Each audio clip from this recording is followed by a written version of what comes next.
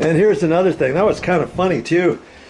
When I bought this landscape wire, there I only saw a 100-footer at the store, and I know in some places that maybe you can get a 50-foot roll, 75-foot roll, 100-foot roll. I didn't see anything else. I only looked at the bottom on the floor. I didn't look above there, and had I probably would have gotten a 50-footer. And remember, I was telling you, like, I don't know why I had to buy a 100-footer and wasn't looking, because initially I was thinking the only wire I was going to need basically was to go from here over to this light here, and then maybe add 3 or 4 feet here and there to add the lights, and then maybe one little section of wire from that light over to another down light over there, and I thought that was it. Lo and behold, it's a good thing I had the 100-footer, because now I've got plenty of wire for that, for this one, and to bring this one over to there, for this one, because this one, as I pull it up, I'm going to have to leave enough to tie into there, so I'll kind of move those rocks around, see where the main wire is, and it should be around in there, so I'm going to have to extend that at least over that far, and maybe a little bit more.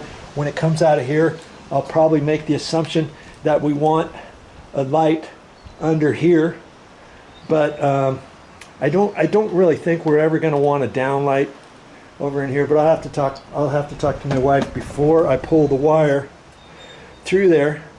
And so now a 100-footer, I got plenty, right? That's funny. But you know, had they have 50-footers, I probably would have got the 50-footer. And then if I didn't have enough, I'd go back to the store and get another 50-footer. You know. But think about everything when you're getting ready to install your lights and stuff. Think about where you want to replace your existing ones and where you want to add new ones, because you can always add 3 or 4 additional lights in your landscaped area generally. I mean, I've seen some houses with a bunch of lights on the front of their house, on the side of their house, on the back of their house, and it's all tied into one timer. So I don't know exactly how many lights you can put on, and you have to look at your wiring, and you have to make sure it's low voltage, and you have to see what kind of power is running, and you have to look at your existing wire, because if you have a 16 gauge wire, maybe you can't add any more lights than what you have now. If you got 12 gauge, we got 12 gauge here instead of the 16 or 14 gauge.